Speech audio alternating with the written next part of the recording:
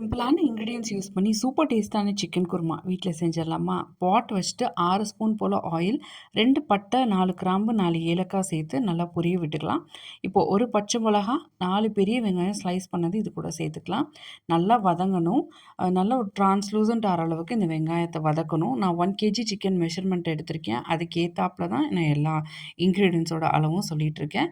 இப்போது ஒரு 50% நல்லா டிரான்ஸ்லூசன்ட் ஆனதுக்கப்புறமா 2 to 3 ஸ்பூன் அளவுக்கு இஞ்சி பூண்டு பேஸ்ட், கூடவே ஒரு பெரிய பழுத்த தக்காளி கட் பண்ணி இது கூட சேர்த்துக்கலாம். நல்லா வதங்கட்டும். தக்காளி நல்லா மேஷ் ஆகி பிரியாணிக்கு மேஷ் ஆகி வதங்குற மாதிரி வதங்கணும். இப்போது 1 கேஜி சிக்கனை வாஷ் பண்ணி இது கூட சேர்த்துருக்கேன். 1லேருந்து 1 1/4 ஸ்பூன் அளவுக்கு சில்லி பவுடர், 1 ஸ்பூன் அளவுக்கு மஞ்சள் தூள், 1லேருந்து 1 1/4 ஸ்பூன் அளவுக்கு மல்லித்தூள். அதுக்கு மேலே சேர்த்துறக்கூடாது, ரொம்ப ஸ்மெல் வந்துடும் மல்லித்தூளோட வாசனை. மசாலா நல்லா கோட்டார மாதிரி மிக்ஸ் பண்ணிவிட்டு ஒரு 3 மினிட்ஸ் மட்டும் அடுப்பில் வச்சுருங்க. இப்போது கட் பண்ணி தோல் சீவி கட் பண்ணி வச்சுருக்க உருளைக்கிழங்கு ஒரு கிழங்கு வந்து எடுத்திருக்கேன். சேர்க்கும்போது இன்னும் கொஞ்சம் டேஸ்ட் கொடுக்கும், நல்லாயிருக்கும் இந்த கிரேவிக்கு. உங்களுக்கு வேணும்னா சேர்த்துக்கோங்க, இல்லைன்னா ஸ்கிப் பண்ணிக்கோங்க. சேர்த்து பண்ணும்போது நல்லாயிருக்கும். மிக்ஸ் பண்ணி விட்டுட்டு இப்போது இந்த சிக்கன் வேகிறதுக்கு தேவையான அளவுக்கு வாட்டர், ஜஸ்ட் வந்து ஈவனாக இருக்கணும் தண்ணியும் சிக்கனும், அவ்வளோதான். அந்தளவுக்கு வாட்டர் சேர்த்துட்டு சால்ட் வந்து டேஸ்ட்டுக்கு சேர்த்துக்கோங்க. சேர்த்துட்டு மிக்ஸ் பண்ணிவிட்டு ஒரு 10 மினிட்ஸ் வந்து க்ளோஸ் பண்ணி அப்படியே விட்டுருங்க.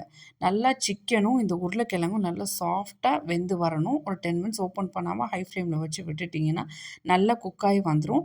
இப்போ 1/4 மூடி அளவுக்கு தேங்காவை பேஸ்ட் பண்ணி இது கூட சேர்த்துக்கிறேன். பாலாக கூட சேர்க்கலாம், பட் பேஸ்ட்டாக சேர்க்கும் போது இன்னும் கொஞ்சம் கன்சிஸ்டன்சி நல்லாயிருக்கும்.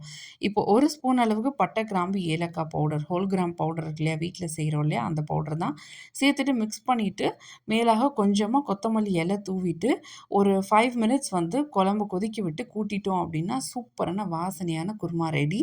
சப்பாத்தி, இட்லி, தோசை, பரோட்டாவோடலாம் சூப்பரான காம்பினேஷனாக இருக்கும். அதை விட அல்டிமேட்டாக இருக்கிறது நெய்ச்சோறு கூட தான். நம்ம சேனலில் ஆல்ரெடி வந்து நான் டீட்டெயில்டாக நெய்ச்சோறு எப்படி செய்கிறதுன்னு சொல்லிட்டு வீடியோ அப்லோட் பண்ணியிருக்கேன். செக் பண்ணி பாருங்கள், லாங் வீடியோ.